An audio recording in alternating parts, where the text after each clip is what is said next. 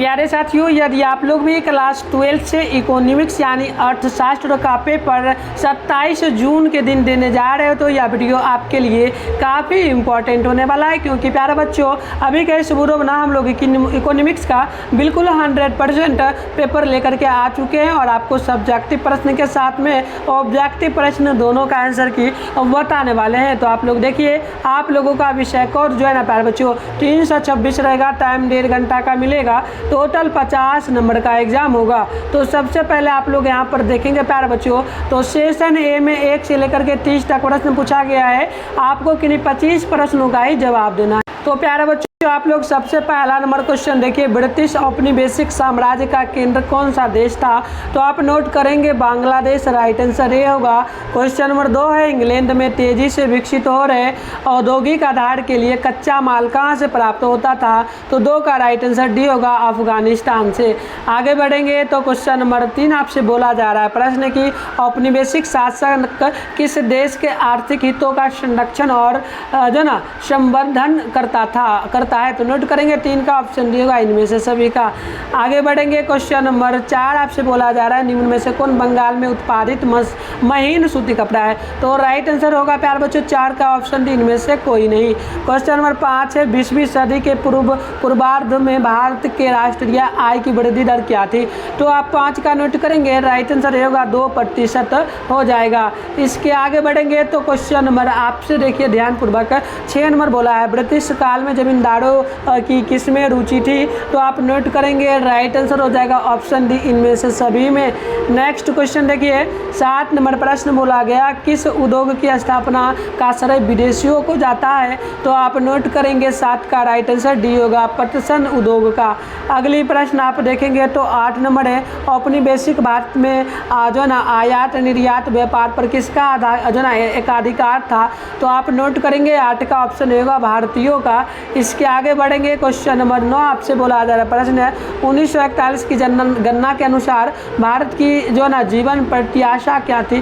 तो नोट करिएगा 9 का right answer option number D होगा, लगभग 32 वर्ष हो जाएगा।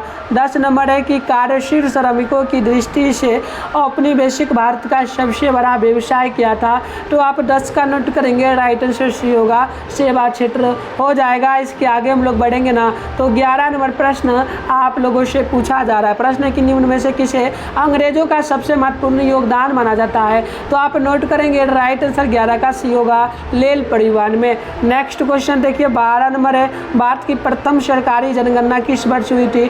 तो आप 12 का नोट करेंगे, राइट आंसर डी होगा, 1881 ईस्वी में। अगली प्रश्न देखिएगा 13 नंबर प्रश्न आप लोगों से पूछा गया, भारत की आर्थिक प्रणाली का उद्देश्य क्या है? तो 13 का राइट आंसर डी होगा, इनमें से सभी।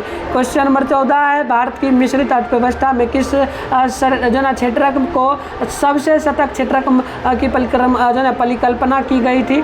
तो बिल्कुल 14 का राइट आंसर डी होगा, इनमें से सभी का। अगली प्रश्न आप देखेंगे 15 नंबर है, कौन सी अर्थव्यवस्था जो है ना मुख्यतः बाजार की शक्तियों पर निर्भर करती है? तो 15 का राइट आंसर हो जाएगा, ऑप्शन डी, इनमें से सभी। क्वेश्चन नंबर 16 है, किस अर्थव्यवस्था में लोगों के बीच वस्तुओं का वितरण उनकी आवश्यकताओं के अनुसार होता है? तो आप नोट करेंगे 16 का ऑप्शन नंबर बी होगा, पूंजीवादी अर्थव्यवस्था में। आगे बढ़ेंगे तो क्वेश्चन नंबर 17 बोला जा रहा है प्रश्न की पंचवर्षीय योजना की जो ना अवधारणा किस देश से ली गई थी?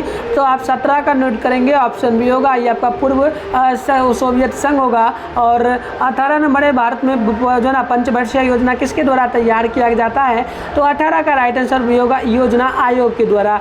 आगे बढ़ेंगे क्वेश्चन नंबर यहाँ पर 19 है, निम्न में से कौन आर्थिक समृद्धि का प्रमाणिक सूचक है? तो 19 का ऑप्शन बी होगा, यानी कि प्रति व्यक्ति यानी कि जीडीपी हो जाएगा। तो ऑप्शन बी नोट कर लेना है। आगे बढ़ेंगे तो क्वेश्चन नंबर आपके सामने 20 नंबर बोला जा रहा है प्रश्न की समृद्धि, आधुनिकीकरण और समानता के साथ पंचवर्षीय योजनाओं का क्या लक्ष्य था? तो 20 का राइट आंसर ऑप्शन होगा, आत्मनिर्भरता।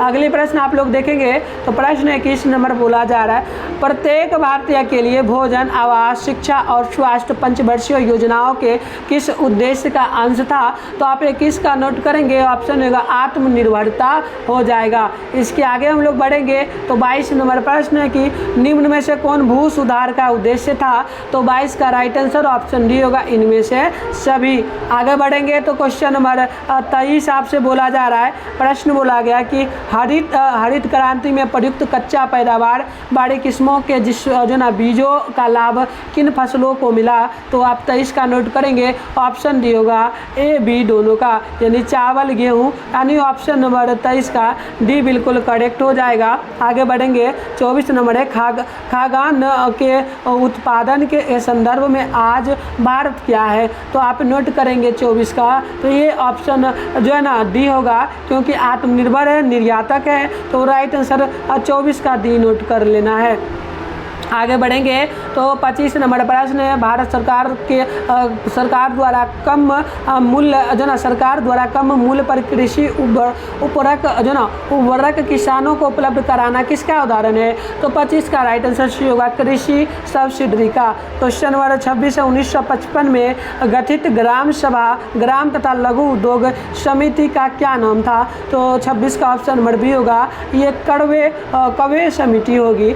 आगे हम लोग बढ़ेंगे तो प्रश्न नंबर 27 है, विदेशी आयात को घरेलू उत्पाद से पूरा करने की नीति को क्या कहते हैं? तो 27 का डी होगा, यानी कि इनमें से कोई नहीं हो। अगली प्रश्न बोला जा रहा है 28 नंबर, वर्ष 1990-1991 में औद्योगिक क्षेत्र का जीडीपी में कितना प्रतिशत योगदान था? तो 28 का ऑप्शन नंबर हो जाएगा सी, यानी कि लगभग 40.5% होगा। 29 है, भारतीय अर्थव्यवस्था को पहले किस अपेक्षा से अधिक सफल बनाने की नई आर्थिक नीति कब लागू की गई? तो आप 29 का नोट करेंगे, सी होगा 1991 में। आगे बढ़ेंगे तो 30 नंबर प्रश्न है, किसी अर्थव्यवस्था में एक वर्ष में उत्पादित की गई सभी अंतिम वस्तुओं और सेवाओं का मौद्रिक मूल्य क्या कहलाता है? तो 30 का नोट करेंगे, भी होगा सकल घरेलू उत्पाद। तो ये हमने प्यारे बच्चों 30 ऑब्जेक्टिव प्रश्न का आंसर की देख लिया है। अब हम लोग जो है ना सब्जेक्टिव प्रश्न का आंसर की देखेंगे प्यारे बच्चों। तो प्यारे बच्चों आप लोग देखेंगे, आपको पता है 1 से लेकर के 10 तक प्रश्न लघु यानी 2 नंबर वाला दिया जाता है, इसमें से 5 प्रश्न बनाना है, तो यानी टोटल 10 नंबर आपका ये होगा। तो मैं प्यारे बच्चों पहले प्रश्न दिखाता हूँ, फिर इसका आंसर डाउनलोड करने के लिए सिखाएंगे आपको। तो पहला कि भारत में औपनिवेशिक शासक के 2 प्रभाव को लिखे। 2 नंबर क्वेश्चन है, स्वतंत्रता के समय देश में काम कर रहे 4 आधुनिक उद्योगों के नाम बताएं। और 5 नंबर है, विक्रय अधिवेश से आप क्या समझते हैं? और अगली क्वेश्चन है, हरित क्रांति क्या है? साथ में आगे बढ़ेंगे तो क्वेश्चन नंबर 5 बोली जा रही है, भारत में पंचवर्षीय योजना का क्या लक्ष्य था? 4 उदाहरण दीजिए। तो मैं लगातार 5 जो प्रश्न ये आप लोग देख रहे हो, इन 5 प्रश्नों का उत्तर आपको हम बताएंगे। अब इसके आगे बढ़ेंगे प्यारे बच्चों, तो इसमें और भी प्रश्न आपका है, बट मैं आपको जितना प्रश्न बनाना है उन्हीं प्रश्नों का उत्तर बताएंगे, ठीक है।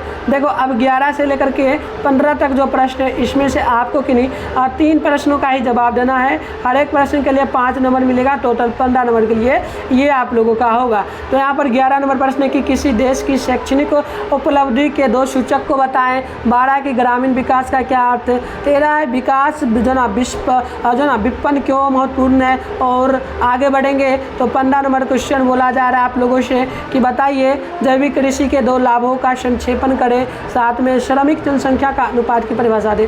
तो मैं बता दूं आपको प्यारे बच्चों 11 नंबर और जो है ना 13 नंबर 11 से 13 तक का उत्तर बताने वाले हैं। तो सबसे पहले आप अपने फ़ोन में ना गूगल या फिर किसी भी क्रोम ब्राउज़र को ओपन करके सर्च बार के आइकन पे क्लिक कर लीजिए और मिथुन स्टडी सेंटर सर्च कर लीजिए। हम पहले ही कर लिए हैं, तो आप लोगों को कर लेना है। इसके बाद आपको क्या करना है, सर्च करने के बाद स्क्रॉल डाउन करके आपको जो है ना नीचे आना है। नीचे आइएगा तो आपको मिथुन स्टडी सेंटर का ऑप्शन वेबसाइट मिलेगा, इस पर क्लिक कर लेना है। आपके सामने इस प्रकार से इंटरफेस ओपन होगा, आपको स्क्रॉल डाउन करना है, सीधे नीचे आना है। नीचे आओगे तो क्लास 12 का एक आपको यहाँ पर सेशन देखने को मिलेगा, और ये जो फर्स्ट में जून मंथली एग्जाम के लिए लिखा है इस पर क्लिक कर लेना है। इसके बाद इसको भी रिफ्रेश कर लेना है, फिर स्क्रॉल डाउन करना है, नीचे चले आना है। इसी चैनल पे बता दूं 8 वाले बच्चों के लिए डेली रात में 8 बजे लाइव क्लास होता है तो आप व्हाट्सएप ग्रुप को जरूर ज्वाइन कर लीजिए। ज्वाइन आप पे क्लिक करके फिर नीचे आइए, यहाँ पर देखिएगा तो ये साइंस का सेशन है, यहाँ नहीं क्लिक करना है। नीचे आएगा तो ये रहा आर्ट्स का सेशन। अब देखिए यहाँ पर प्यारे बच्चों आपको डाउनलोड फिलहाल अभी करना है इकोनॉमिक्स का पेपर, तो इकोनॉमिक्स से इसके सामने डाउनलोड दिखा तो इस पर क्लिक कर लीजिएगा और पेज को रिफ्रेश कर लेना है। रिफ्रेश करके नीचे आइएगा तो आप देखेंगे ऑब्जेक्टिव के सारे प्रश्नों का आंसर की यहाँ पर दे दिया गया है। आप इसे आराम से लिख सकते हैं, इसको लिख लीजिएगा। फिर स्क्रॉल डाउन करना है, नीचे आइएगा तो यहाँ पर देखिएगा प्यारे बच्चों आप लोगों को, तो देखिए यहाँ पर आपको पहला नंबर प्रश्न का आंसर की सब्जेक्ट में देखने को मिलेगा, दूसरा का तो आप लोगों को जहाँ से डाउनलोड करने के लिए बताया वहीं से करना है। ये तीसरा का, ये चौथा का, आगे बढ़ेंगे तो 5वां नंबर का। ठीक है, तो सारे प्रश्नों का हम आंसर की दे दिए हैं। साथ में 11 से 15 तक में 3 बनाना था तो 11 नंबर का, 12 नंबर का और 13 का भी दिया गया, तो आप जा करके वहाँ से आराम से डाउनलोड कर लीजिए।